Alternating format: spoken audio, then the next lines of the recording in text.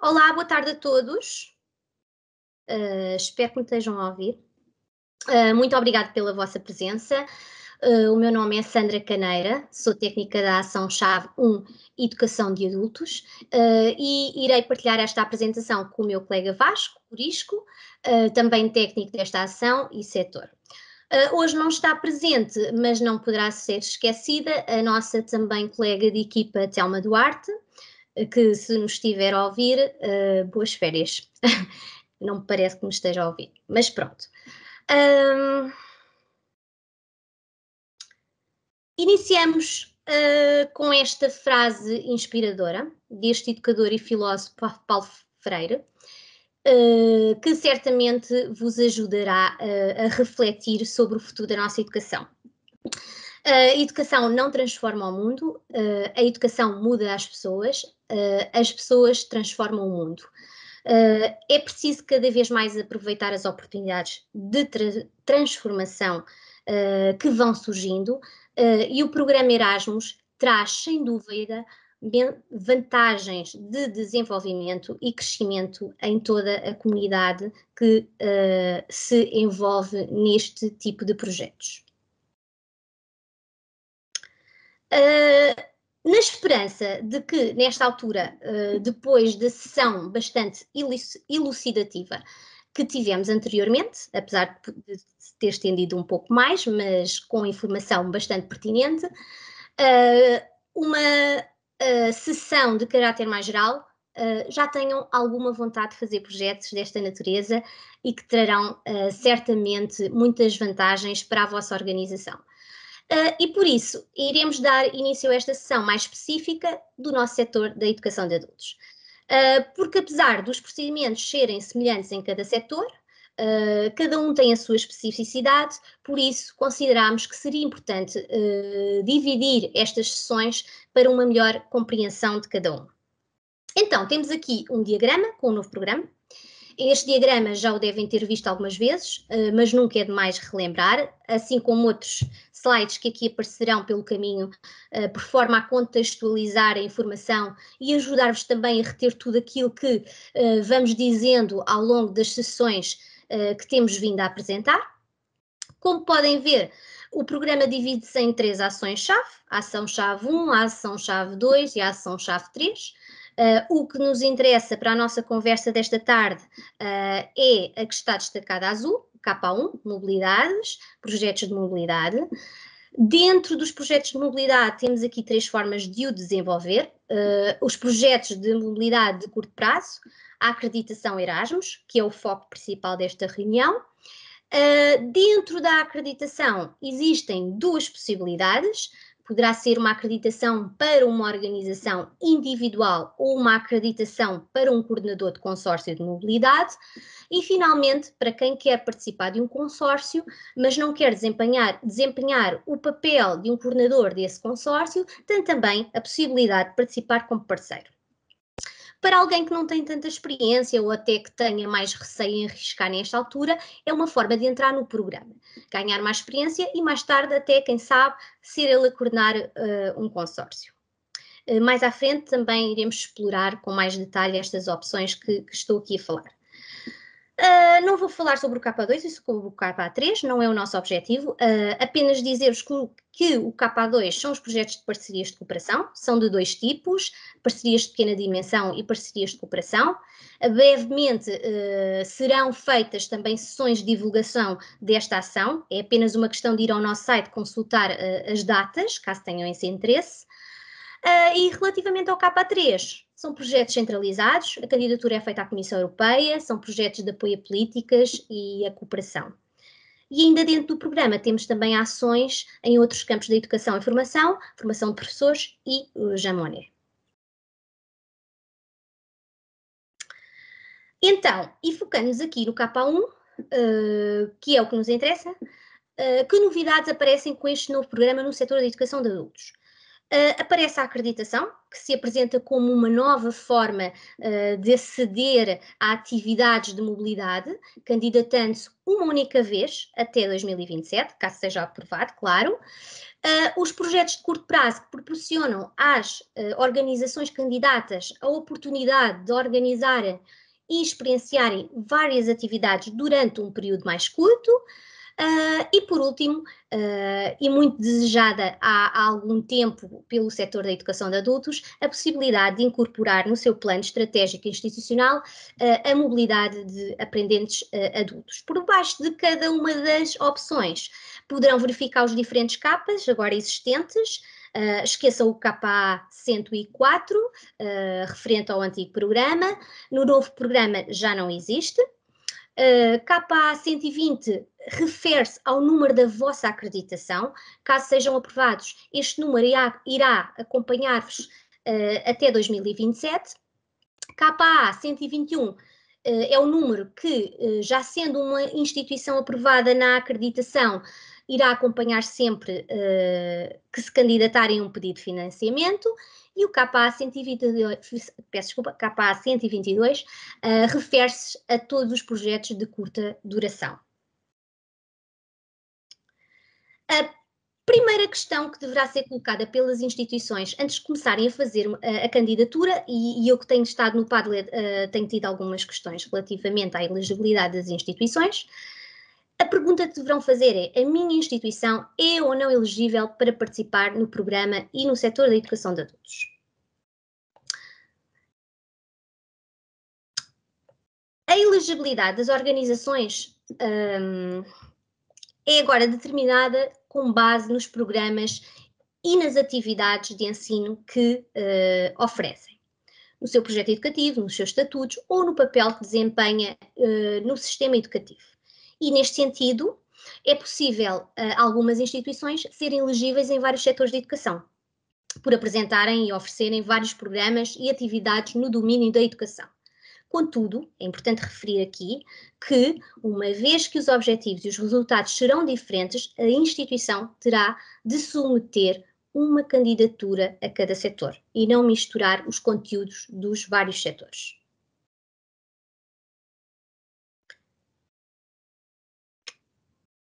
No setor da educação de adultos, especificamente, as organizações de educação formal, informal e não formal são consideradas elegíveis para participar, assim como as autoridades públicas, locais, regionais, organismos de coordenação e outras organizações ativas na educação de adultos. Mas isto é mais vasto e complexo do que parece e surgem sempre muitas dúvidas relativamente a este assunto. Por isso mesmo, na página da Agência Nacional foram publicadas as listagens para cada setor, com as definições das atividades e programas e os exemplos de organizações elegíveis. Esta listagem foi validada pelas nossas autoridades nacionais. Aqui, neste slide, expomos alguns exemplos lá apresentados. No entanto, este link que apresentamos aqui em baixo dará acesso à listagem do setor de educação de adultos. Assim, dentro das organizações de educação formal, informal e não formal, nós temos programas e atividades elegíveis, nomeadamente os RVCC, Reconhecimento de Validação e Certificação de Competências, o ZEFA, Curso de Educação e Formação de Adultos, FCB, Programas de Formação em Competências Básicas, Vias de Conclusão do Nível Secundário, os PLA, os cursos de Português como Língua de Acolhimento, Ensino Recorrente, Educação Informal e Não Formal para Adultos, Educação nas Prisões, Programas Educativos Formais e Informais ou de integração, pode ser de deficiência, migrantes e idosos. Exemplos destas organizações que desenvolvem estes programas. Temos os Centros Qualifica, as escolas com EFA, estabelecimentos prisionais, centros de formação do IFP, museus, teatros, autarquias, sindicatos, empresas, associações, fundações, universidades da terceira idade, centros comunitários, paroquiais, ONGs, instituições de solidariedade social. Temos um leque de instituições que se podem candidatar à educação de adultos e que hoje não sabem o que podem fazer. As autoridades públicas, locais, regionais, órgãos de coordenação e outras organizações ativas no setor da educação de adultos têm um papel bastante importante no sistema educativo, ao nível do planeamento da oferta educativa local e regional, no controle de qualidade e supervisão da oferta formal, da promoção da educação de adultos e apoio à formação do pessoal educativo, de serviços de apoio e orientação para aprendentes adultos e, como exemplos de organizações que desenvolvem este papel, temos as autarquias, comunidades intermunicipais, direções gerais de estabelecimentos escolares, associações profissionais de formadores, associações, fundações, cooperativas, organizações de artes e ofícios, serviços de apoio educativo e de psicologia, projetos e ações de intervenção social, áreas metropolitanas e secretarias regionais de educação. Temos um leque de instituições. Resumindo aqui, qualquer organização que se dedique de forma sistemática e baseada num plano a dar formação a adultos pode candidatar-se a estas oportunidades. No entanto, e tendo em conta aquele resumo que eu fiz anteriormente, consultem sempre as listagens através daquele link para confirmar a vossa elegibilidade. E caso tenham dúvidas, contactem-nos para podermos analisar, porque por vezes também não é fácil para nós avaliarmos a condição das instituições e precisamos de algum tempo para o fazer. Aqui neste slide podemos ver as listagens que estão publicadas na página da Agência Nacional, aqui assim em formato pequeno, para que possam ter uma noção de como esta lista está apresentada na página. Portanto, sendo elegível e reforçando o que já disse anteriormente de uma forma mais sucinta, apresentarei agora as opções à acreditação antes de entrarmos definitivamente neste tema. Portanto, como se pode verificar, o novo programa Erasmus adapta-se às necessidades e ao nível de experiência da sua organização. Se a sua organização não tem ainda muita experiência internacional e quer começar por um projeto mais simples e menos duradouro, pode avançar para um projeto KA1 de curto prazo. O convite para esta tipologia será lançado no outono de 2021, portanto, no último trimestre deste ano. Este documento permite aceder às regras e aos procedimentos desta ação. Se já têm experiência em cooperação internacional e sentem-se preparados para participar de uma forma mais contínua no programa, avancem para o convite à acreditação. Mais tarde, iremos mostrar-vos o formulário de candidatura à acreditação. Será o Vasco que irá tentar entrar na plataforma, esperemos que ter sorte, e irá tentar... o Vasco irá tentar contextualizá-lo, tendo em conta a informação que receberam sobre o plano Erasmus na sessão anterior e dar-vos também algumas recomendações. Assim, e não querendo fazer a candidatura à acreditação, não é? Por sentirem a necessidade de ganhar mais experiência, da vossa organização crescer mais, não se preocupe porque existem outras oportunidades. Como tenho vindo a frisar, oportunidades mais simples, menos trabalhosas, sem tantas responsabilidades como a acreditação, mas que vos fazem entrar numa experiência internacional e que certamente vos fará ganhar o gosto em continuar pelo impacto que trará às vossas organizações. Então, e como poderão fazer? Através dos tais projetos de curto prazo, projetos mais simples e com duração reduzida. Outras duas formas de participação que não requerem candidatura são o ser parceiro de um consórcio de mobilidade já existente. Para isso é necessário ser convidado por um coordenador de consórcio aprovado ou então propor-se ao coordenador como parceiro, caso os objetivos possam ir ao encontro da temática do projeto do coordenador, não é? E como saberão, Quem são estes coordenadores de consórcio? As listas com os resultados de seleção são sempre publicadas na Agência Nacional.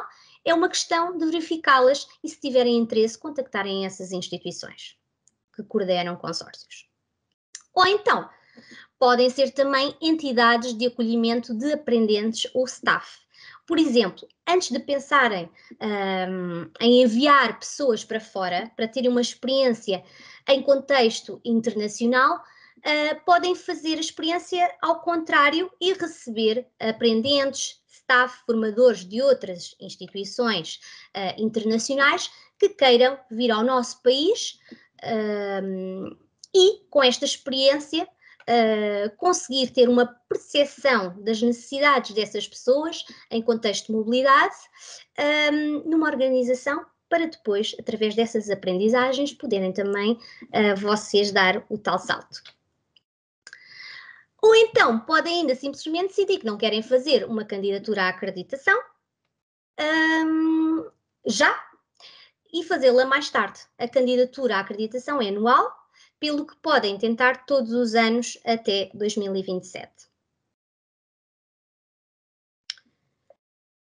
Portanto, entrando aqui nas opções que acabei de falar, agora com um pouco de mais detalhe, mas de forma sistematizada, para não descansar. Os projetos de mobilidade de curto prazo, o prazo é até fevereiro de 2022.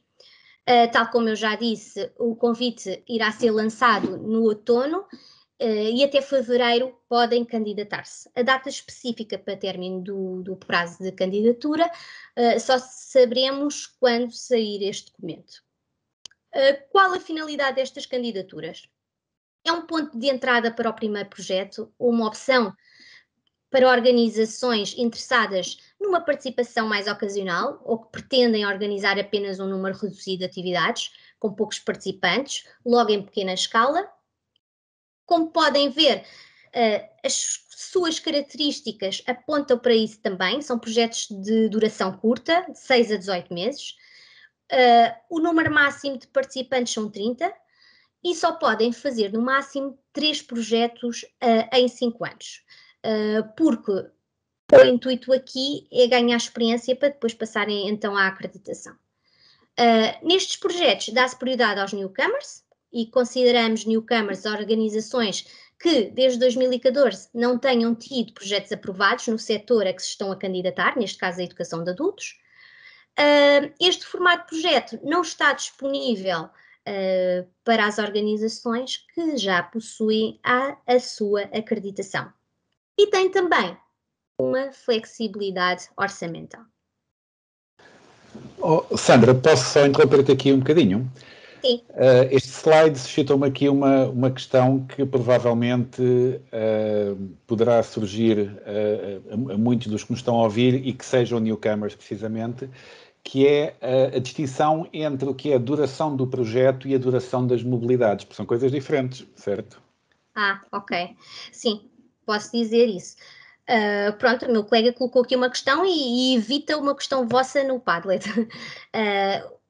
Quando falamos em duração do projeto, não falamos em duração da mobilidade, ok? Das atividades de mobilidade. As atividades de mobilidade dependem, obviamente, da atividade que vocês irão escolher. A duração do projeto envolve uma série de procedimentos dentro do projeto, dentro do ciclo de vida do projeto, nomeadamente a preparação, a fase de monitorização, a fase de disseminação, a fase de análise dos impactos, da avaliação dos impactos. Portanto, quando falamos em duração do projeto, falamos todo o ciclo do projeto e não da duração da mobilidade, da atividade de mobilidade, ok? Era isto, não era, Vasco? Exatamente. Obrigado, Okay. Sandra. Nada, obrigada eu.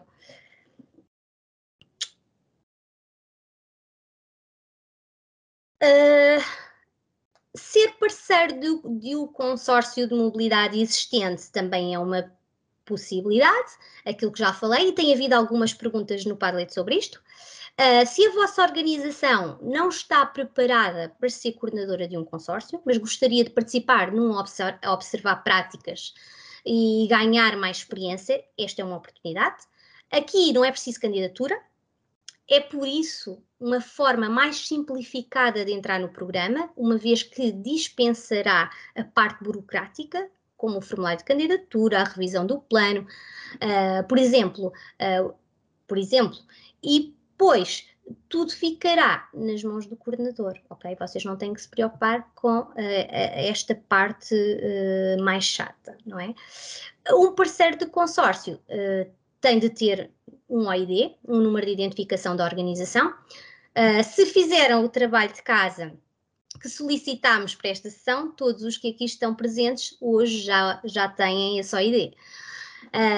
Todas as instituições que participam nestes projetos têm de ter um.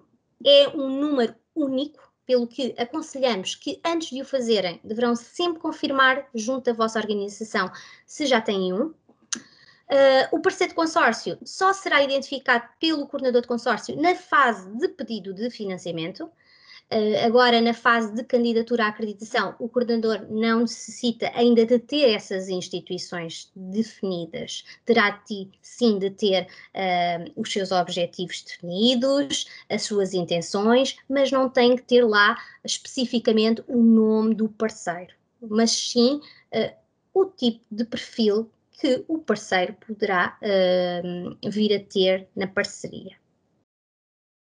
As organizações parceiras de consórcio também passam pelo processo de elegibilidade, têm por isso de corresponder às características mencionadas no início, quando vos mostrei as listagens. Podem ter um projeto adicional de curto prazo, uma vez que também não são acreditados, e uma organização parceira de consórcio pode ser membro no máximo de 2 consórcios por setor, o que quer isto dizer que se tiverem, por exemplo, programa educativo para o setor da educação de adultos e programa educativo para o setor de ensino escolar, poderão ser parceiros de 2 consórcios em cada setor, fazendo parte assim de 4 projetos. E isto é um exemplo. Agora que já vimos as várias opções e alternativas à acreditação, entraremos agora na acreditação, finalmente. Nos vários tipos de acreditação, as suas finalidades e os formatos. As acreditações são de 2 tipos, mas só existe uma opção. Isto é, só poderão escolher um destes formatos. Ou se candidatam para uma acreditação como organização individual, ou se candidatam para coordenadores de um consórcio de mobilidade. É importante referir aqui que a figura do coordenador de consórcio só existe aqui no contexto da acreditação, não existe outra ação dentro do programa Erasmus que tenha esta possibilidade.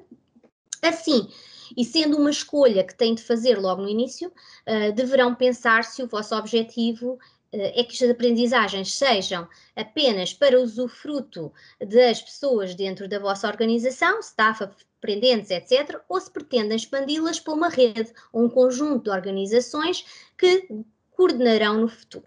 Claro que esta opção requer mais experiência ou até ousadia, não é? Porque requer mais trabalho, mas de facto também é mais compensador porque se criam redes de trabalho muito gratificantes, colaborativas, entre todos os envolvidos na parceria do consórcio.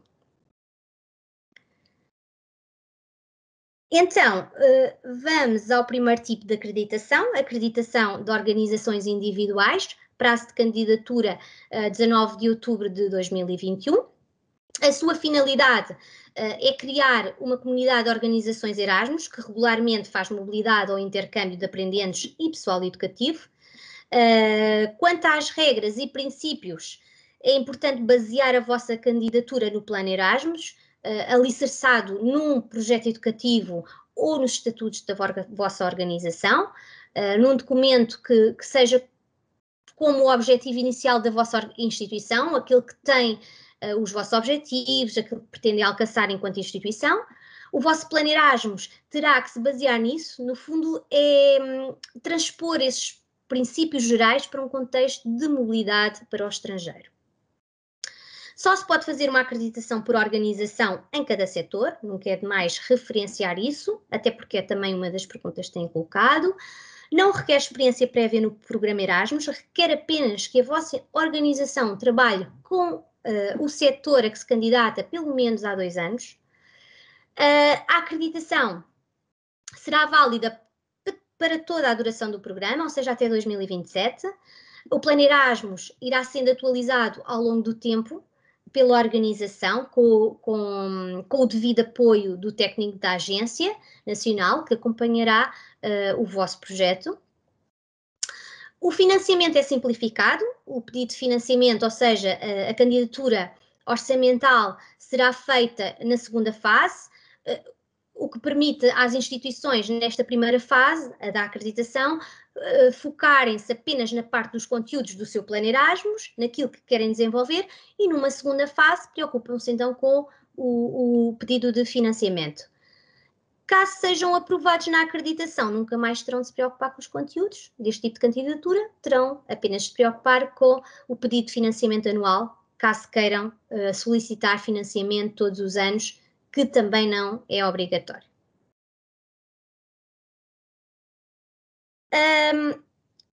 Apresentamos agora a acreditação do coordenador de consórcio. O prazo é o mesmo, 19 de outubro. A finalidade deste formato é alargar o alcance do programa Erasmus e atribuir um papel estratégico a organizações líderes no setor. Não há dúvida de que quem é coordenador de um consórcio tem um grande desafio nas mãos, mas que trará certamente benefícios a longo prazo para todos os intervenientes da parceria e não só. Regras e princípios, muitos já foram aqui falados, porque é impossível às vezes falarmos de certas definições e não referirmos outras. Ser coordenador de consórcio só existe na acreditação. Uma entidade só pode ter um consórcio por setor educativo. A dimensão do consórcio é flexível. O consórcio pode ter no início, por exemplo, 4 instituições e mais tarde poderão entrar mais 2. O número de limite de instituições no consórcio, não é o limite, peço desculpa, o número mínimo de instituições no consórcio são 2, o coordenador e um membro. A partir daí, não há limite. É possível alterar os elementos do consórcio, como os objetivos poderão ser alterados ao longo dos anos do projeto, poderá dar-se o caso, por exemplo, de uma instituição já não fazer sentido permanecer no consórcio, por esses mesmos objetivos terem sido alterados, ou por outras razões que encontrem no decorrer do projeto. A acreditação como coordenador de consórcio não poderá ser transferível para outro parceiro. O plano é evidentemente mais estratégico, uma vez que engloba não só a instituição coordenadora, mas um conjunto de organizações que dependem dessa figura do coordenador, e também há um enfoque nos newcomers.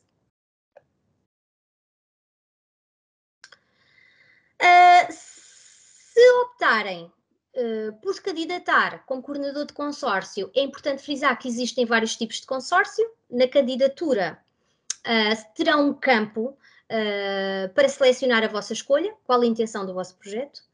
Estas são as várias opções que irão aparecer.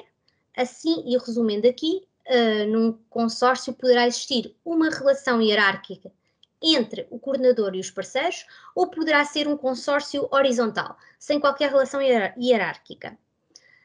Nas hierárquicas, o coordenador poderá ser uma autoridade responsável, cujo objetivo é promover e coordenar as atividades. Também poderá ser uma organização especializada, cujo objetivo é participar com os parceiros do consórcio em conhecimentos mais especializados. No caso dos consórcios horizontais, estamos a falar de grupos de organizações com as mesmas necessidades e desafios, cujo objetivo é trabalhar em conjunto em determinada área temática. Ou então, um grupo de organizações com dificuldades em participar no programa individualmente e que se junta com outras organizações com o intuito de se apoiarem uns aos outros na construção de um projeto de internacionalização. Caso pretendam candidatar-se a um coordenador do consórcio, no dia 9 de setembro realizámos uma sessão específica relativamente a este assunto, com aspectos mais concretos. Caso tenham interesse e não tenham presenciado a sessão, consultem a nossa página, que podem encontrar lá a gravação desse dia e dessa sessão.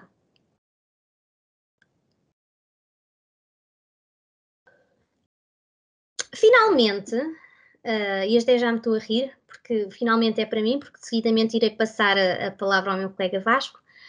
Vamos ver aqui alguns exemplos de cenários possíveis de acumulação de acreditações e projetos para cada instituição. Temos aqui o cenário 1, a organização A tem uma acreditação individual, é possível. A organização B tem uma acreditação individual e é parceira de um consórcio existente, também é possível. A organização C é parceira de um consórcio existente e é parceira de outro consórcio existente, é possível, sim, é possível ser parceira de vários consórcios. A organização D é coordenadora de um consórcio, sim, é possível. A organização E é coordenadora de um consórcio e é parceira de um consórcio existente, também é possível. Desculpem, não, esta é que não é possível, peço desculpa. E aqui estão lançada que é possível, esta é que não é possível. Ou seja, não é possível ter uma acreditação individual e ter também coordenador de um consórcio de mobilidade. Há a possibilidade de, no decorrer do projeto, poder vir a ser alterada esta acreditação. Pronto, deixo-vos aqui agora com o meu colega Vasco. Eu estarei agora no Padlet a responder a todas as dúvidas e questões que queiram colocar. Por agora é tudo. Até já, Vasco. Muito obrigado, Sandra. Eu vou então apanhar aqui o comboio das explicações que a Sandra tem dado. Isto, para quem é newcomer, isto pode ser muita informação, mas não se esqueçam que nós vamos enviar estas apresentações e podem sempre também revê-las, elas estão a ser gravadas na nossa página ou indiretamente ao nosso canal do YouTube, e também estamos sempre disponíveis para resolver dúvidas pelos canais habituais, por telefone, e-mail, etc. Então, eu pego na apresentação, uma vez falados os vários formatos de acreditação e etc., vou agora especificar quem pode participar da vossa organização nos projetos ao abrigo da acreditação e quais são as atividades possíveis também de se desenvolverem nesse contexto. Então, temos aqui dois tipos de participantes. Em primeiro lugar, o staff, o pessoal. E o staff pode ser o pessoal educativo, os professores, os formadores, os educadores de adultos, mais especificamente aqui no nosso caso, não é? Mas os participantes nas mobilidades não se resumem ao pessoal educativo, a quem exerce a atividade de ensinar, de formar. Podem ser pessoas não docentes, também ligadas à educação de adultos, por exemplo, pessoal de gestão da vossa organização, pessoal administrativo, pessoal de apoio, e também voluntários, conselheiros, coordenadores políticos, etc. Portanto, qualquer pessoa que esteja direta ou indiretamente relacionada, ligada ao exercício da educação de adultos, pode participar nestas modalidades. Às vezes poderá haver aqui alguma confusão relativamente aos voluntários. O que é importante percebam é que para se participar nas mobilidades, as pessoas têm de ter um vínculo, mesmo que seja um vínculo mais informal, mas um vínculo que se consiga comprovar com a organização. Portanto, uma pessoa que regularmente faça voluntariado na vossa organização de uma forma sistemática e contínua, portanto, pode ser elegível para uma mobilidade. Depois, para além do staff, temos os aprendentes, os learners. As palavras estão aqui em inglês porque é como surgem também depois no formulário de candidatura, portanto isto é para vos ajudar um bocadinho a fazer a transição.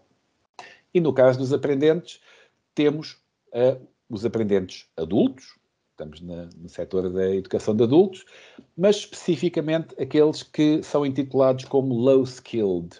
Okay? O programa Erasmus abriu a porta este ano, no novo programa, à entrada de aprendentes adultos para as mobilidades. No entanto, para um aprendente adulto participar nas mobilidades, tem de corresponder a estas características que vamos ver aqui no slide seguinte. Eu peço desculpa, este slide é um bocadinho denso, mas o que temos aqui é a definição nacional de aprendente adulto. Portanto, o que é um adulto pouco qualificado, um adulto low skilled? É um aprendente que tem menos oportunidades, e vamos ver já no slide a seguir o que é um adulto com menos oportunidades. Em particular, alguém que tenha baixa qualificação. Uma das características também é que estes aprendentes têm de estar matriculados num programa de educação de adultos na vossa organização. Atenção também aqui ao termo matriculados, não o interpretem só do ponto de vista de uma matrícula em contexto escolar, ok? Estamos a falar de um vínculo, pode ser uma inscrição, pode ser um registro, não é exclusivamente a matrícula de uma instituição de ensino, porque, aliás, muitas das organizações, como a Sandra explicou, que se candidatam a mobilidades na educação de adultos, não são escolas, não têm que ver com o sistema de ensino. E, portanto, esta matrícula, como eu digo, pode ser um vínculo de qualquer tipo que se consiga comprovar. Portanto, um aprendente adulto com baixa qualificação tem que cumprir um destes dois requisitos que estão aqui nestes dois parágrafos a laranja. Ou é uma pessoa que tem dificuldades em executar tarefas básicas de matemática, de leitura, de TIC, pessoas com dificuldades de aprendizagem que estejam diagnosticadas, pessoas que tenham alguma condição que dificulte o acesso à aprendizagem, ou então pessoas que não tenham completado um programa de escolaridade, o 12º ano, um nível do ensino profissional. Portanto, uma pessoa que tenha o 4º ano, o 6º ou o 9º completo ou inacabado, ou até que não tenha qualquer habilitação, portanto, é qualificado de aprendente adulto pouco qualificado. Aprendentes com menos oportunidades, ou pessoas, participantes com menos oportunidades. E reparem que estas duas definições também entroncam um bocadinho uma na outra, não é? Então andam muito aqui à volta uma da outra. São as pessoas que encontram no seu percurso obstáculos que as impedem de ter acesso às oportunidades do programa Erasmus. Que obstáculos é que podem ser esses? Motivos económicos, sociais, culturais, geográficos, questões de saúde, origem migrante, deficiência, dificuldades educativas. Portanto, qualquer destes fatores que possa constituir um obstáculo que as impeça de ter um acesso igualitário às oportunidades Erasmus, é considerado um participante com menos oportunidades, e este tem prioridade nas ações aqui do nosso setor. Portanto, isto está tudo definido. A Vera, penso que foi a Vera que era há bocado na sessão geral, falou aqui na secção D do nosso guia Erasmus, e está lá explicada esta definição. Relativamente às atividades, portanto, já vimos os participantes, quem é que pode participar.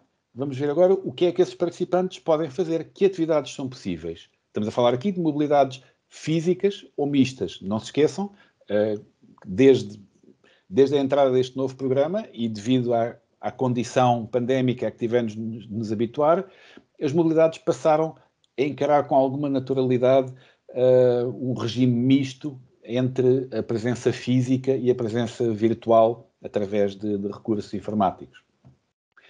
Então, começando pelas modalidades de pessoal, quais são as atividades que o staff pode fazer num projeto K1 e, em concreto, para a acreditação? Job shadowing, 2 a 60 dias. Job shadowing é o acompanhamento de um profissional no seu local de trabalho, em que uma pessoa aprende pela observação e pelo exemplo. Missões de ensino ou formação, 2 dias a 1 ano. As missões de ensino representam uma ida para um país de acolhimento onde a pessoa vai lecionar, vai dar aulas, vai dar formação, vai dar instrução. E os cursos de formação, cursos de desenvolvimento profissional, 2 a 30 dias. Portanto, job shadowing, observação, aprendizagem pela observação. Missões de ensino, ir ensinar, ir partilhar conhecimentos e know-how. Cursos de formação, ir para receber formação, para receber informações, para receber conhecimentos. Okay? Não encarem estas formas, estas tipologias de uma forma absolutamente estanque. É perfeitamente possível, por exemplo, que um curso de formação possa ter uma pequena atividade de job shadowing pelo meio, assim. Portanto, aqui há alguma flexibilidade, mas o que se quer aqui é definir a preponderância de uma tipologia quando se decide o que é que vocês pretendem com a mobilidade. Estas tipologias não precisam de ser escolhidas já. A Sandra já falou aqui várias vezes, e já foi reforçado também nas sessões anteriores. Vocês vão ter agora a primeira fase, que é a candidatura à acreditação, e depois em fevereiro a segunda fase, que é a fase de pedido de financiamento. A tipologia de atividades só nessa segunda fase é que é necessário definir com exatidão. Para já, basta que indiquem, façam uma estimativa aproximada daquilo que querem fazer, não precisam de definir, e mesmo aquilo que digam não é vinculativo. No caso dos aprendentes, temos não 3, mas 2 tipologias.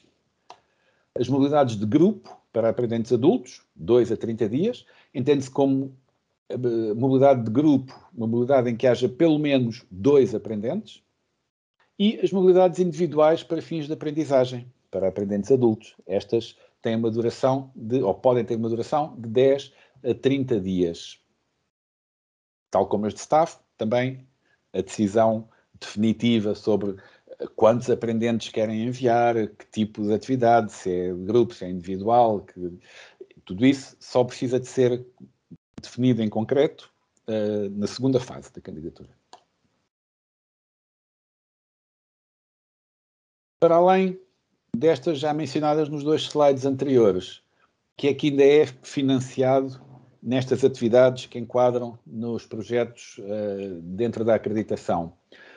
Poderem convidar peritos para virem à vossa organização partilhar o seu conhecimento, o seu know-how, a sua peritagem, por assim dizer, não é?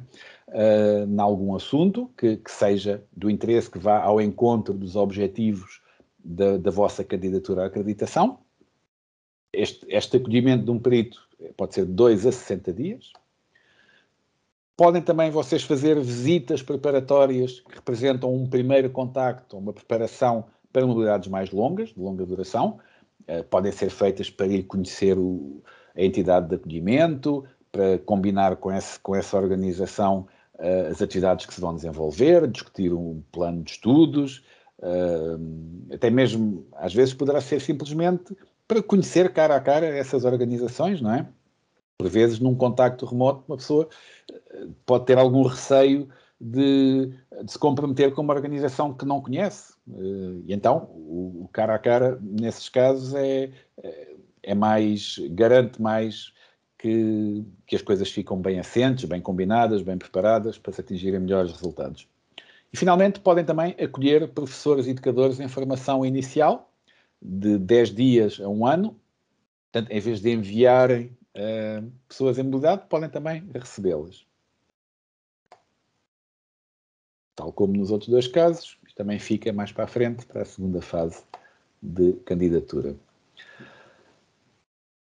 Relativamente aos países elegíveis, e atenção, a Vera Queira, há bocado na sessão geral, disse cuidado que o K1 tem muitas diferenças do K2. Esta é uma delas. Aqui na ação-chave 1, a lista de países elegíveis é mais reduzida que no K2.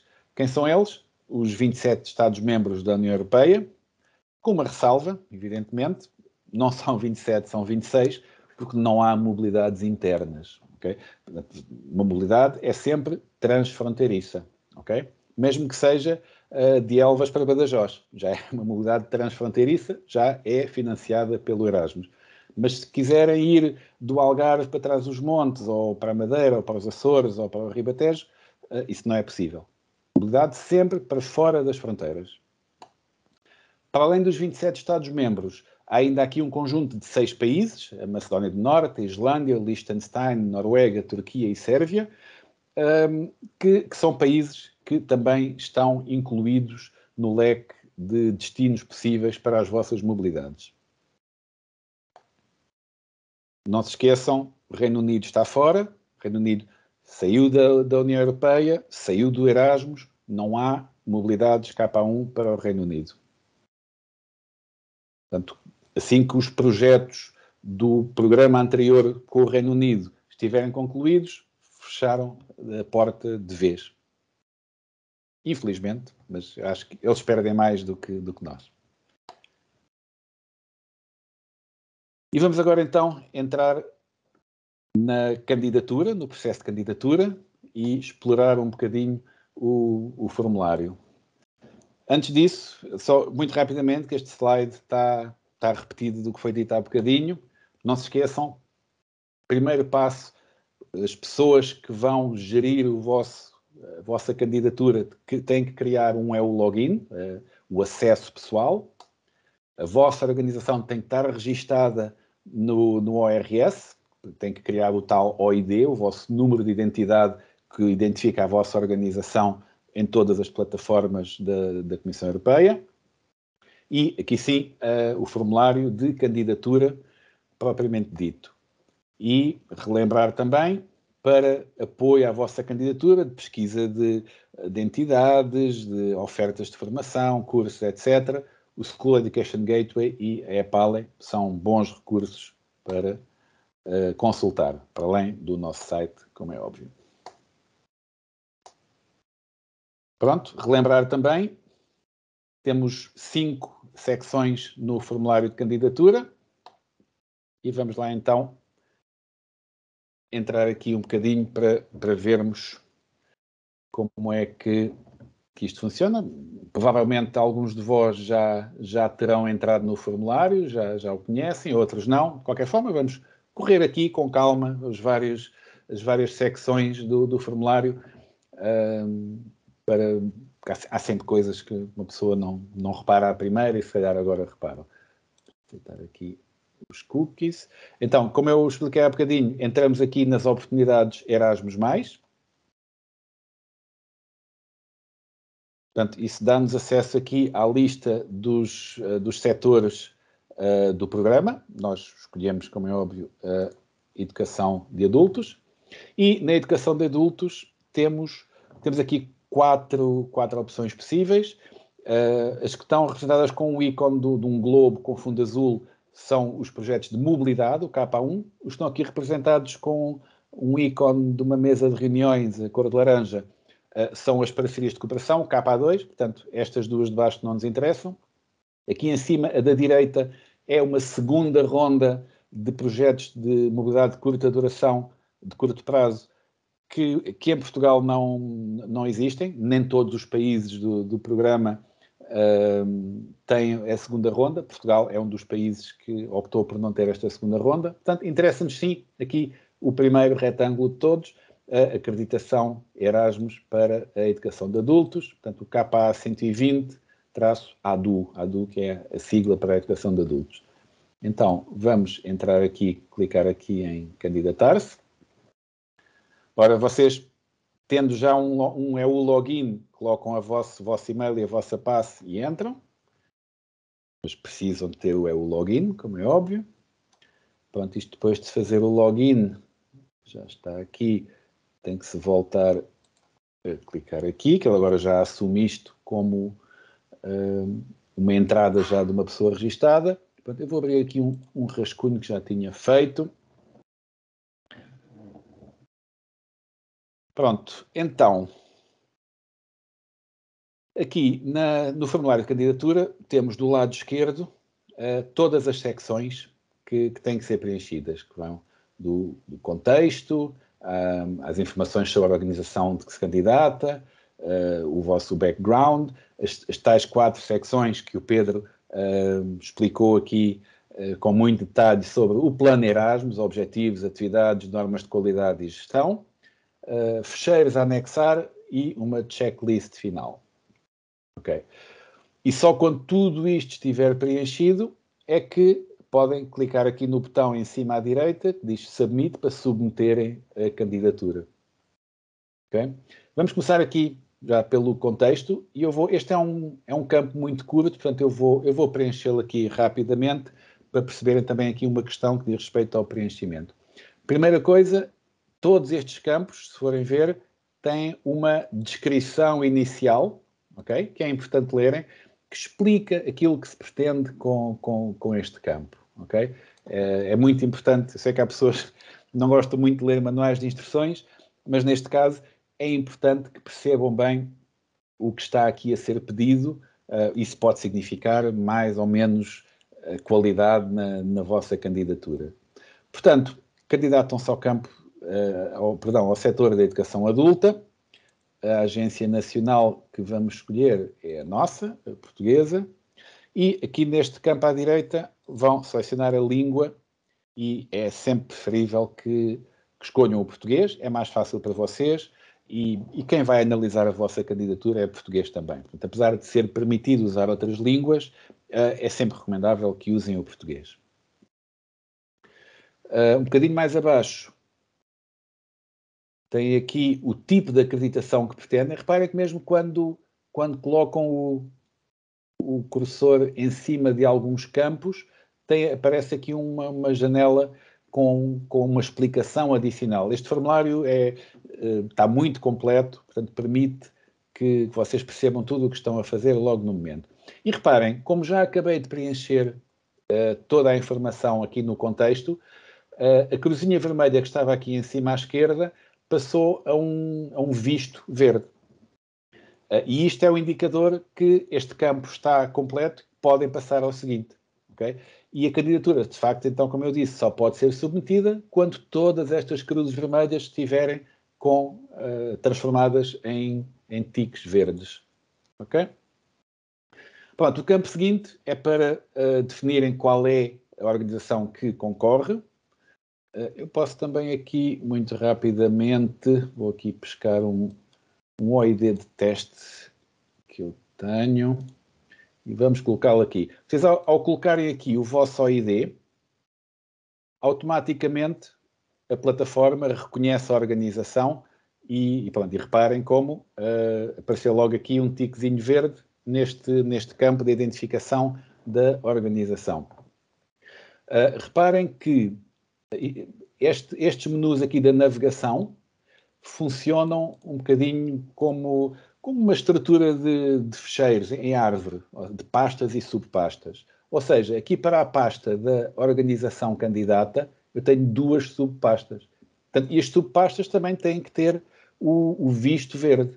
Para a pasta principal ficar a verde, e o verde passar aqui para a esquerda também, todas estas subpastas têm que estar a verde. Se estão a vermelho, é porque falta qualquer coisa. É porque está alguma coisa a faltar na vossa candidatura.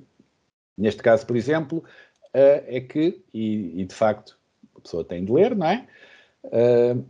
É necessário que se acrescentem pessoas associadas ao projeto, não é?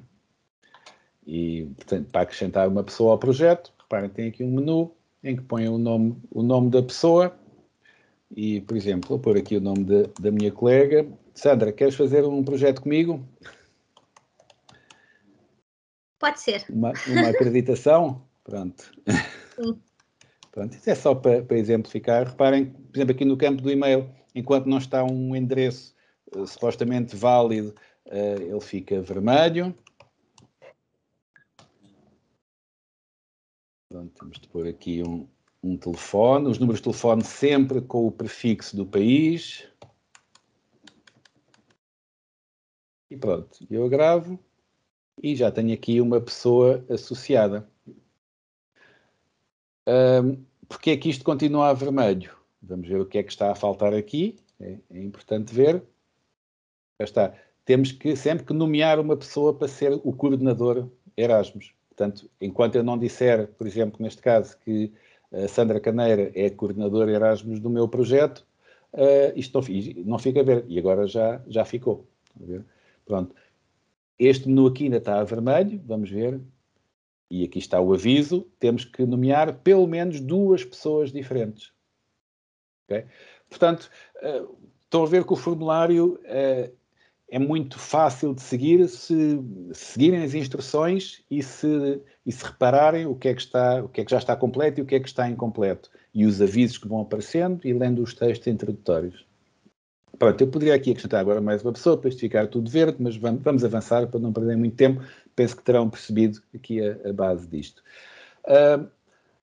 No contexto, o background, vão ter que pôr aqui uma série de informações sobre a vossa organização.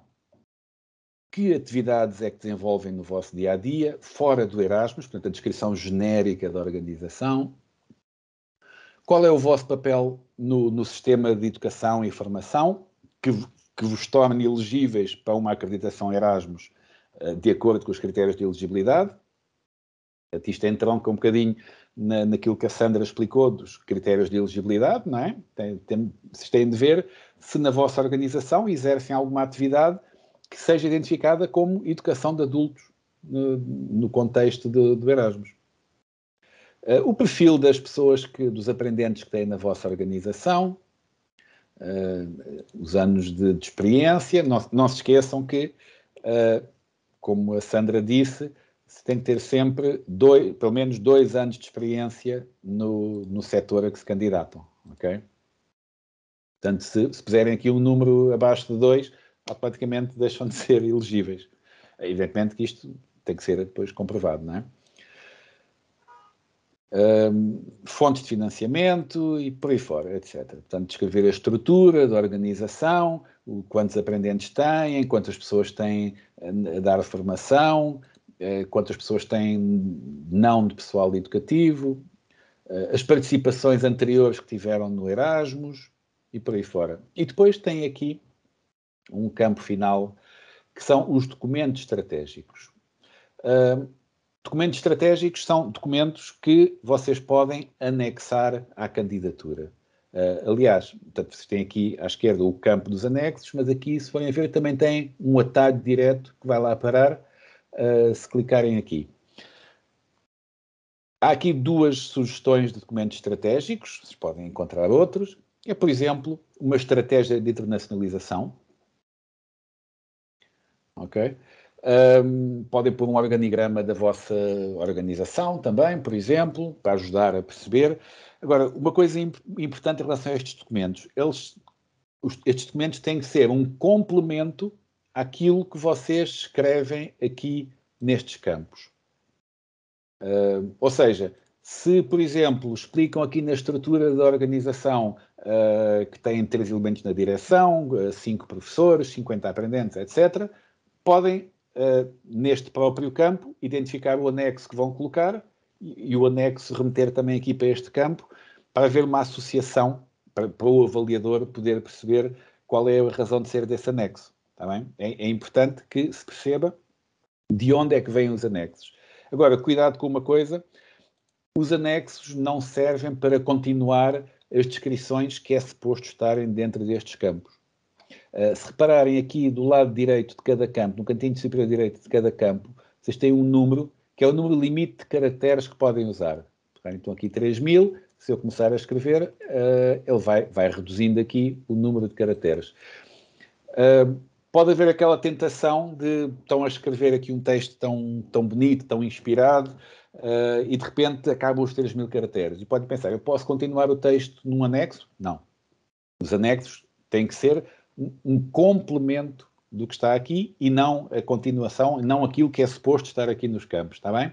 Portanto, são documentos que ilustrem aquilo que descrevem aqui. Vamos avançar. Plano Erasmus. Eu aqui vou passar muito rápido. Penso que a explicação, a apresentação que o Pedro Pires fez foi muito clara, muito exaustiva. Portanto, de facto, entrou em tudo aquilo que é preciso saber. Só relembrar aqui, isto não quer demais, adequem os objetivos à vossa dimensão e à vossa capacidade, ok? Lembrem-se do que o Pedro Pires diz, não são uma organização pequena, não vão pôr aqui 10 objetivos que depois não conseguem cumprir, ok? Escolham 2 ou 3 objetivos estratégicos importantes, não têm que cobrir todas as necessidades da vossa organização. Têm que pensar quais são aquelas prioritárias que uma acreditação Erasmus poderá ajudar a resolver, a colmatar. Então, escolhem esses 2 ou 3 objetivos.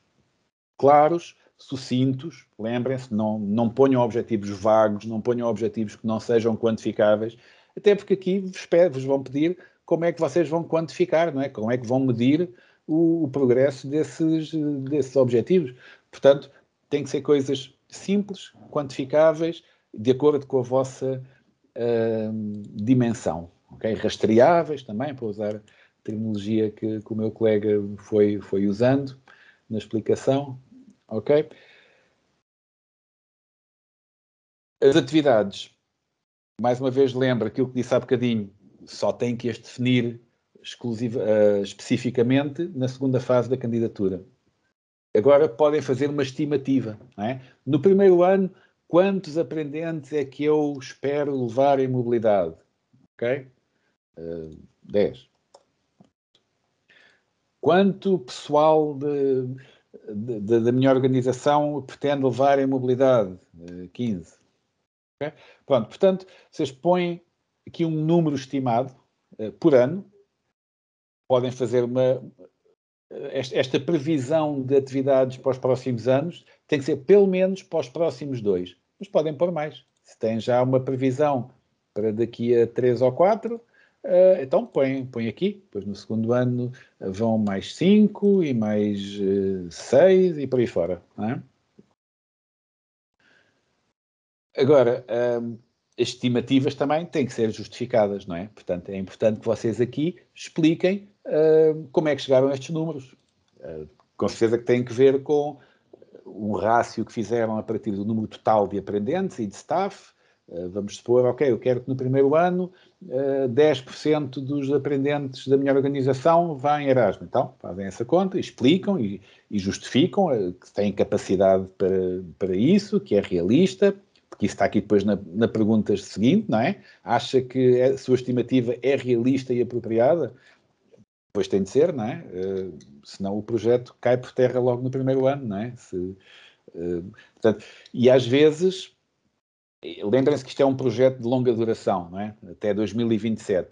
Às vezes mais vale ser um bocadinho mais prudente no início, não é? E até, se calhar, planear até um bocadinho abaixo do que acham que é a vossa capacidade, para depois, então, ganhar confiança e perceber com a experiência do primeiro ano e nos anos seguintes, então, avançar mais, não é?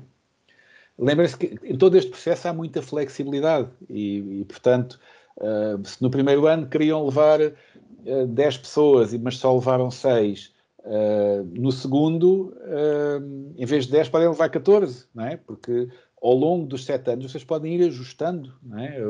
o plano. Ok? E pronto, e os perfis das pessoas que querem envolver, dos aprendentes, portanto, tudo isto tem que estar aqui muito descrito. É importante que escrevam, eu há bocado disse para não passarem o limite dos caracteres, mas também não sejam telegráficos, não é? Um avaliador tem de perceber as vossas motivações, as vossas explicações e, portanto, tentem adequar o mais possível a dimensão da resposta àquilo que é perguntado. Não é? Uma resposta demasiado sucinta corre o risco de não ser entendida porque faltam elementos para um avaliador perceber, de facto, o que é que querem dizer, não é? Portanto, é importante que tentem isso. Pronto, evitem escrever nestes campos. Podem usar tópicos, podem fazer listas, como é óbvio. Mas pronto, articulem a vossa resposta, não é? De forma que haja um pensamento encadeado, de introdução, desenvolvimento, conclusão, de um raciocínio, de um princípio, de um objetivo, ok? Porque isso mostra o quão estruturado está o vosso plano. Não é? Ponto seguinte, normas de qualidade. Este campo, este é o mais fácil de preencher, porque basicamente é lerem as normas de qualidade, que já foram faladas aqui, não é? Na outra reunião anterior, e no fim só simplesmente dizer que leram, concordam e comprometem-se a seguir as normas de qualidade. Estão a ver? Este foi o mais fácil para ficar aqui verdinho, não teve muito para fazer, mas evidentemente isto não pode ser feito de ânimo leve, tem que perceber o que está incluído nas normas de qualidade, não é? O que é que isso implica. Lembrem-se que a acreditação é um selo da vossa excelência como organização. Não é? As organizações acreditadas têm que se distinguir das outras pelas suas boas práticas, pela forma como conduzem os projetos. Não é? E, portanto, isso passa muito por cumprir cumprir e até mais que isso, e divulgar e espalhar o mais possível as normas de qualidade Erasmus. Finalmente, a gestão, o final, que entronca nas normas de qualidade. No fundo, é explicar um bocadinho a forma como vão gerir o projeto de forma a que ele cumpra essas normas, não é? E reparem que isto entronca também nas tais prioridades horizontais, a inclusão e acessibilidade, a sustentabilidade ambiental, as TIC, a participação democrática, etc. Não é? Ok? Pronto, a gestão, não é? Quem será responsável por quê? Quando estão a montar um projeto desta dimensão, atenção, quando eu digo dimensão, a vossa organização até pode ser pequena, pode ser uma organização que tem 3 staff e 10 aprendentes. Mas tem de fazer um planeamento a longo prazo para a vossa dimensão. Isto implica explicar e definir tarefas, quem faz o quê, quem é que fica responsável pela coordenação, pela organização, pela monitorização, pela parte financeira. Até pode ser a mesma pessoa que faz tudo, não é? Mas convém, tem de explicar quem o faz, porque é que o faz e porque é que tem capacidades para o fazer, não é? Pronto, como é que vão garantir a implementação? Portanto, isto requer que pensem um bocadinho no projeto, que peguem no papel e no lápis, que discutam as pessoas envolvidas da organização ou do consórcio, se for um consórcio e até já houver potenciais membros de consórcio, podem também ajudar aqui na redação da candidatura, não é? Não há problema nenhum nisso, pelo contrário. O apoio aos participantes, não é? Como é que se vão implementar as tarefas práticas, daquilo que eu dizia, a parte financeira, o comprar os bilhetes de avião, reservar hotéis, combinar o programa de aprendizagem com a organização de acolhimento, não é? Tem que definir tudo isso. E depois a parte da disseminação dos resultados, não é? A partilha. Portanto, dentro da organização, para fora da organização, nível local, regional, etc. E publicamente. Não é? Pronto, chegamos aqui ao campo dos anexos. Só há um anexo que é absolutamente obrigatório para colocar aqui, que é a Declaração de Honra. A Declaração de Honra é um documento que se pode descarregar aqui neste botão. Atenção, este botão está um bocadinho escondido, porque o botão tem a mesma cor do fundo. Às vezes as pessoas não o veem bem. Mas aqui, portanto, no separador dos anexos, temos aqui um botão que diz Download Declaration on Honor. E esta Declaração de Honra é o compromisso... Desculpem. É o compromisso que o representante legal da vossa organização faz sobre o cumprimento de tudo aquilo que é indicado em sede de candidatura, ok? Portanto, é para ler com atenção e depois, no final, assinar. Preencher aqui estes campozinhos, assinar e anexar aqui à candidatura. Ok?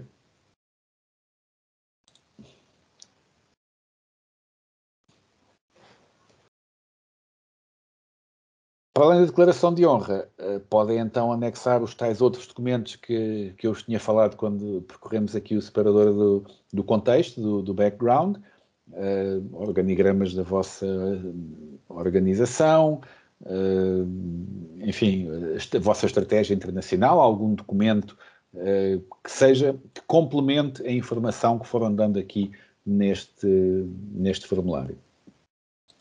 E por fim, tem a checklist, okay? Em que antes de submeter tem que confirmar se de facto a vossa candidatura cumpre todos os critérios definidos nas regras para a acreditação, se todos os campos foram bem completados e se estão a concorrer à vossa agência nacional. Não é? Vocês só podem concorrer à agência nacional portuguesa porque são projetos que estão baseados em Portugal e para ir em mobilidade para fora de Portugal. Ok? Se tiverem... Eu há bocado falei na questão, por exemplo, de algum potencial membro de consórcio poder-vos ajudar na candidatura. Este formulário pode ser partilhado com outras pessoas, ok? Podem definir aqui pessoas com quem partilhar. Podem ser pessoas que estejam aqui definidas no contexto como pessoas associadas ao projeto ou pessoas de fora. Muita atenção às questões que estão nas normas de qualidade. A autoria do projeto tem que ser da organização que se candidata. Okay? Vocês podem ter ajuda, podem ter apoio, podem ter pessoas a ajudar-vos, mas é importante que o projeto seja vosso. Okay? Se porventura isto acontecer, se tiverem mais que uma pessoa a preencher os campos aqui do formulário, é importante que no final haja uma pessoa encarregada de fazer uma revisão geral para o texto ficar homogéneo e para perceber se não há repetições, se não há coisas que faltaram, porque às vezes quando há aquele velho ditado, muitos cozinheiros estragam a sopa, não é?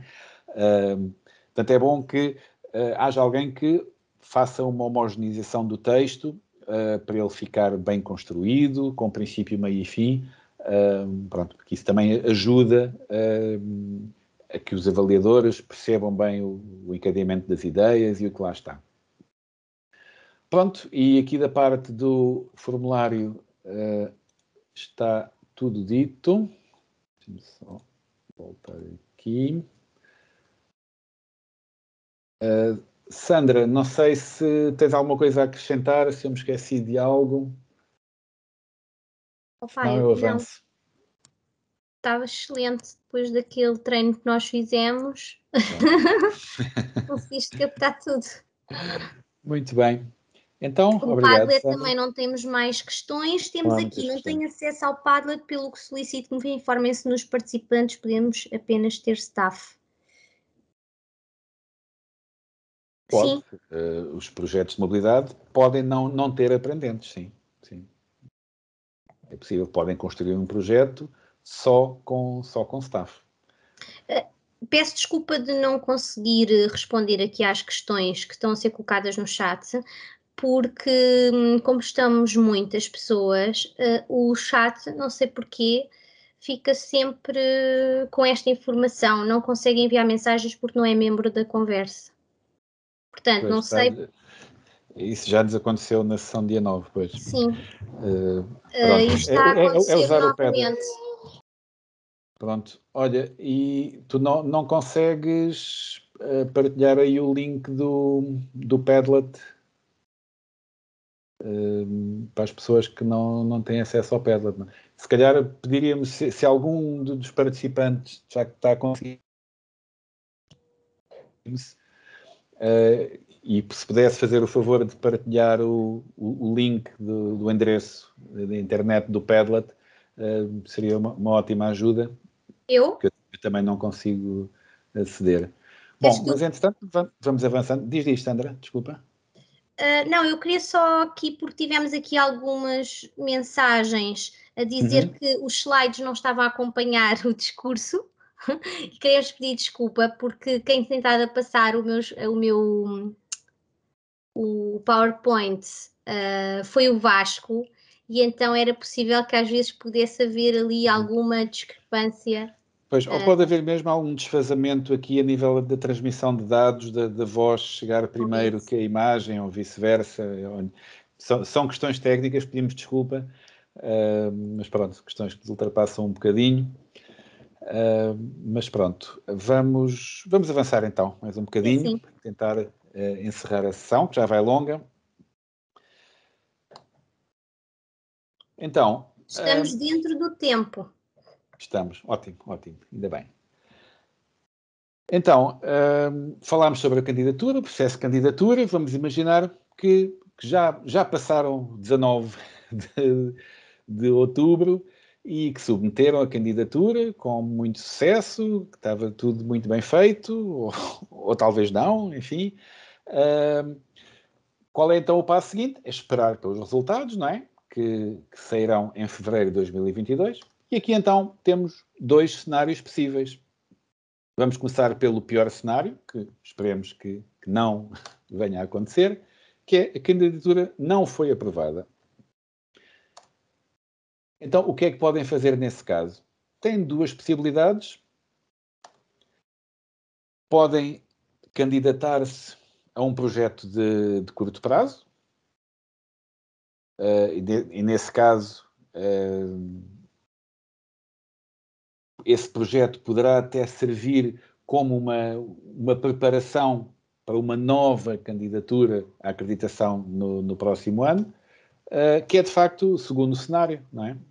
Podem então não fazer nada em termos de projetos de curto prazo e usar então o tempo disponível até ao próximo convite à acreditação de 2022 para melhorar aquilo que esteve menos consistente nesta vossa candidatura, que fez com que não fosse aprovada, tentar melhorar todos esses aspectos e fazer uma nova tentativa, isto até 2027, não é? Como disse há bocado a Sandra, podem sempre, todos os anos, vai-se renovando o convite à acreditação.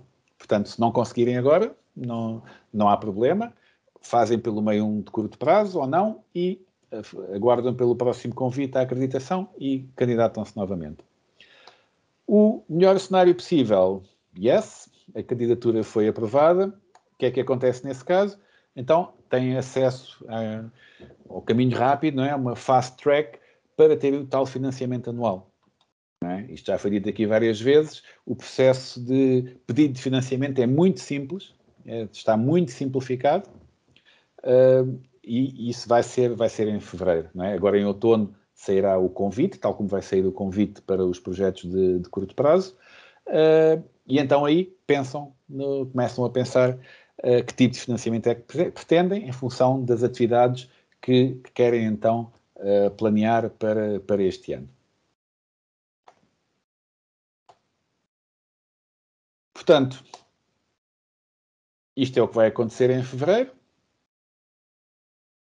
Vão ser analisados os critérios de atribuição de financiamento, portanto, em função das atividades que pedem, etc. Vocês vão ter que dar informação sobre as atividades previstas e o financiamento que pretendem. Okay? Aí sim, já concretizando. Isso pode não corresponder exatamente àquela estimativa que fizeram agora para outubro, como vimos aí no formulário, né? A estimativa de atividades e de participantes, isso pode ser um bocadinho alterado. Portanto, o que põe nesta candidatura agora não é vinculativo, como eu disse. O acesso, portanto, é simplificado, é um formulário muito rápido de preencher, muito, muito curto, e será então para fevereiro de 2022. Portanto, estamos a falar de financiamento, é importante que percebam o que é financiado nas atividades que vocês querem incluir nos vossos projetos. Há aqui uma grande lista de elementos que são passíveis de financiamento. Começamos logo pelas viagens e o novo programa incluiu uma nova variante relativa às viagens, que são as viagens ecológicas, as viagens verdes. Basicamente, explicando muito rápido, qualquer meio de transporte alternativo ao avião é menos poluente. Portanto, se fizerem uma modalidade de Erasmus de comboio, de autocarro, até num automóvel partilhado, se não for muito longe a mobilidade, podem usufruir desta modalidade ecológica. Qual é a vantagem que tem? Para já recebem mais financiamento para a viagem, o financiamento é superior à viagem tradicional de avião e, como essas viagens normalmente são mais lentas, demoram mais tempo a chegar ao destino, têm 2 dias disponíveis para fazer a viagem em vez de 1, que era o que era atribuído às viagens clássicas de avião. Mas podem continuar a ir de avião, com certeza. Evidentemente, não vos vamos pedir que vão de carro até à Finlândia, não é? Ou de autocarro. O apoio individual, portanto, durante a estadia de mobilidade, alimentação, alojamento, os transportes locais na cidade, tudo isso também é financiado. Há uma rúbrica própria para isto, para o apoio individual. São rúbricas, não é? Viagem, apoio individual, propinas. No caso dos cursos de formação, portanto, este item não se aplica no job shadowing nem nas missões de ensino. No caso dos cursos, em que na esmagadora maioria dos casos é preciso pagar uma propina para frequentar os cursos. Há um valor fixo estipulado também para essa propina. O apoio à organização, isto é uma rúbrica que incorpora uma verba que é praticamente um backup, não é? Para despesas que aparecem sempre e que não estão contempladas nas outras rúbricas e que muitas vezes são necessárias.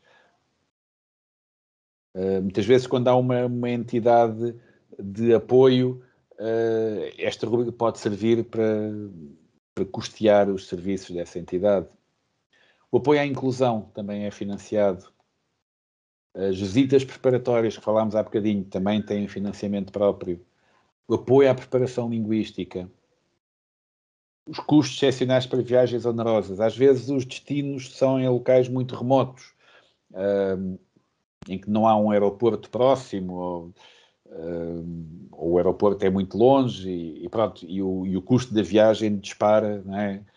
Bastante por causa dessas circunstâncias. Portanto, isso, se devidamente justificado, pode ser também financiado. Custos excepcionais para garantias financeiras. Isto é válido para as organizações privadas. As organizações públicas não precisam dar garantias financeiras, que pertencem ao Estado. Os privados, sim. Tudo o que seja financiamentos acima de 60 mil euros tem de ser acompanhado com garantias financeiras. Pronto. E isso conseguir essa garantia financeira é uma coisa que tem custos para as organizações e pode ser também, esses custos podem ser cofinanciados pelo Erasmus. E as modalidades virtuais também são financiadas. Portanto, estão a ver, isto basicamente apanha tudo, não é? Ou seja, para além disto, é mesmo só o pocket money para levar de viagem. De forma muito esquemática, vamos ver então aqui o percurso, o roadmap da candidatura desde março deste ano, que já passou, até fevereiro do próximo ano. Portanto, em março, o que é que aconteceu? Tivemos a publicação do convite geral. Em junho foram publicados os formulários de candidatura, estes que tivemos agora aqui a rever um bocadinho.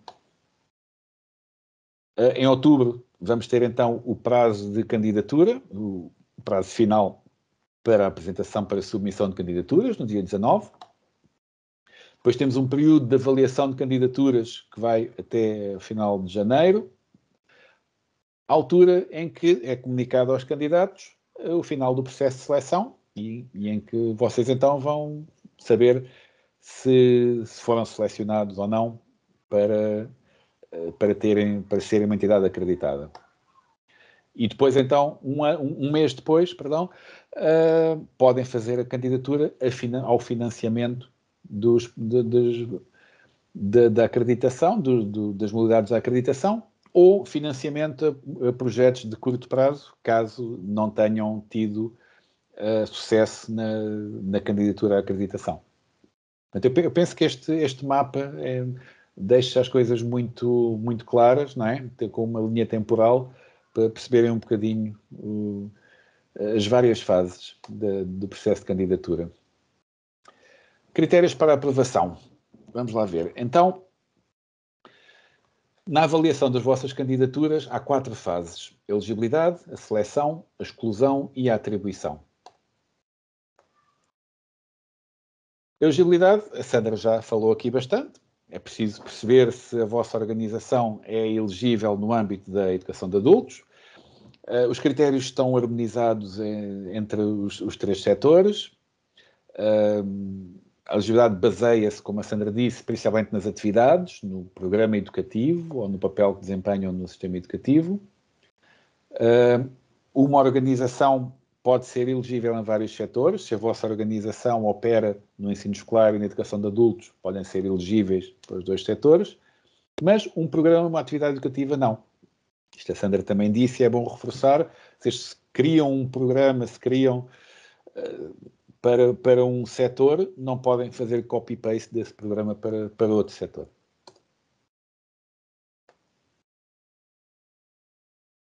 Dentro da elegibilidade, convém aqui perceber também um bocadinho que tipos de organização é que existem em termos da função que desempenham no projeto. Okay? Portanto, todas as organizações que concorrem têm que ser portuguesas ou estar estabelecidas em Portugal. Depois tem as vossas organizações parceiras. Se estão a concorrer como coordenadora de consórcio, tem organizações parceiras, que são as entidades portuguesas que são identificadas como parceiras de um consórcio.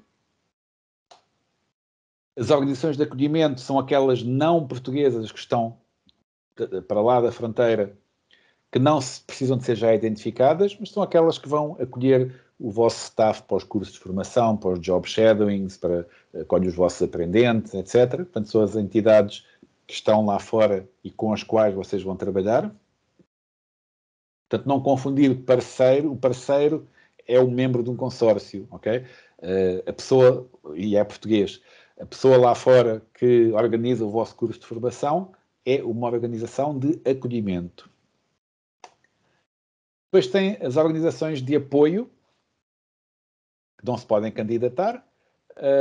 São aqueles que às vezes podem ajudar ou na redação da candidatura, ou a dar apoio a encontrarem uma organização de acolhimento, ou a dar algum apoio logístico, ok? Quando há organizações de apoio, a sua participação tem que ser formalizada, tem de haver um mapa muito claro, uma indicação muito clara de quais são as tarefas que desempenham, para bem da transparência e da qualidade da participação destes intermediários. Passar para a segunda fase, que é a seleção. Já foi dito aqui, para serem selecionados para a acreditação têm que ter pelo menos 2 anos de atividade no setor a que se candidatam, neste caso a educação de adultos.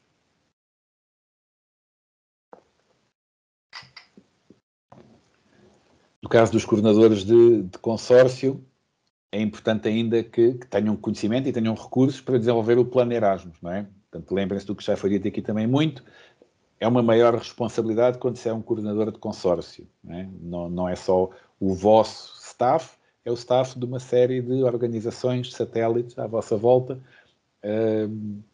para as quais têm de organizar o plano.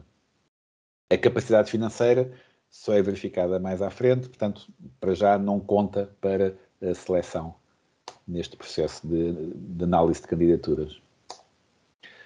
Exclusão, eu falei há bocadinho nisto, não é? Autoria e conteúdo tem que ser original, ok? Vocês não podem pagar a uma entidade externa, e nós temos conhecimento que às vezes é o contrário que funciona. Há entidades que abordam as organizações que se querem candidatar, e dizem, nós podemos fazer-vos a candidatura e tal. Isso não é permitido de todo. E, portanto, a Agência Nacional, tendo noção que isso acontece, pode perfeitamente eliminar, excluir uma candidatura. O que pode em si é ter aconselhamento, ter apoio, alguma aprendizagem entre pares, se formalizarem, se contratualizarem, portanto, pode até haver pagamento a um consultor que ajude a fazer a candidatura, mas atenção, ajudar não é fazer por vocês, não é? Portanto, a autoria da candidatura tem que ser vossa, tem que partir da vossa organização, de dentro da vossa organização. Finalmente, a atribuição, portanto, a classificação, por assim dizer, são 4 critérios que são tidos em conta. Relevância e objetivos, atividades e gestão do plano Erasmus. O que é importante perceberem aqui? Que destes 100 pontos de total, portanto, a classificação é feita numa escala até 100 pontos, para a candidatura à acreditação ser aprovada, tem que ter pelo menos, e remeto aqui para o lado esquerdo deste quadro, pelo menos 70 pontos em 100.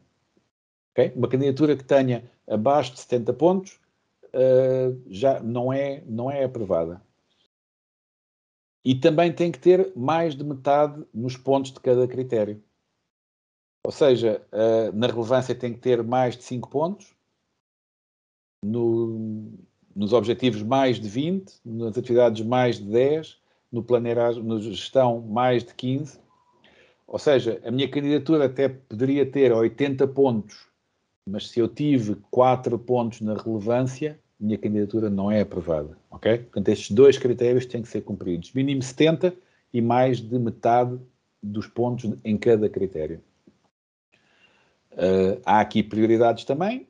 No caso da educação de adultos, é só esta, a inclusão de participantes com menos oportunidades. Isto é muito importante para o sucesso da vossa candidatura.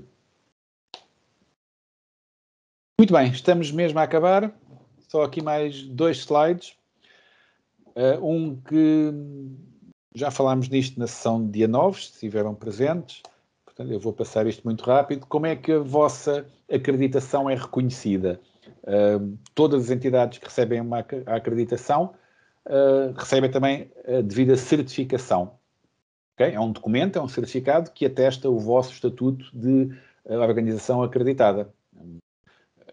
Esse documento tem o logótipo do programa, os símbolos da União Europeia, portanto é um documento oficial da União Europeia, da Comissão Europeia, a indicar que vocês são uma entidade acreditada. Ok?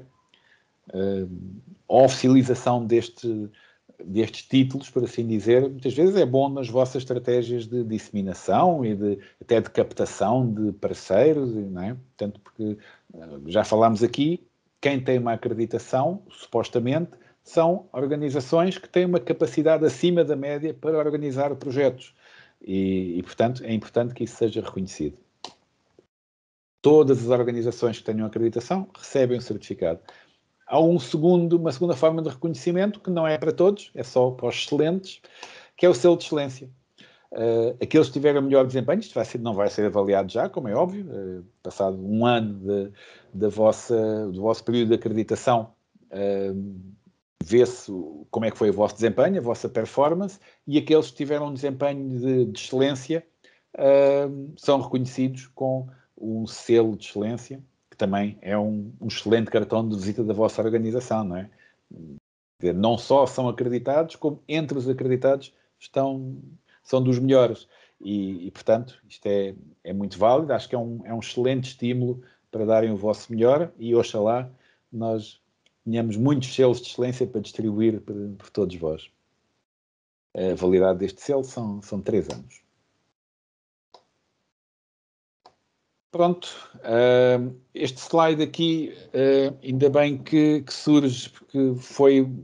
A minha colega Vera Queiro falou disto logo no início da sessão, do início da tarde, na introdução, mas por uma questão técnica o slide não apareceu, assim já o tenho aqui disponível. O que é que vamos fazer mais para vocês? Vamos ter as horas Erasmus. A primeira vai ser já dia 29 de setembro, quarta-feira. Portanto, é uma sessão informal com 1 hora que vocês entram, colocam questões, nós respondemos. No fundo é assim, é como uma aula de dúvidas, por assim dizer. Isso acho que quem é professor percebe um bocadinho esta analogia. Evidentemente também pelos canais normais, disponíveis, quer eu, a Sandra, a nossa colega Telma, que não está aqui porque está no seu período de férias, mas em breve também estará, para estarmos os 3 a resolver todas as vossas questões que tenham para colocar, por telefone, por e-mail. E pronto, resta-me agradecer a vossa participação, em nome das minhas colegas. Espero que a sessão tenha sido bastante útil.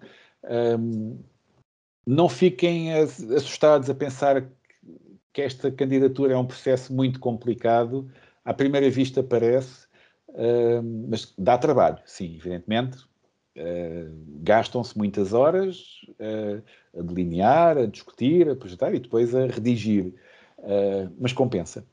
Acaba por ser, se tiverem o entusiasmo e a vontade de participar, compensa muito.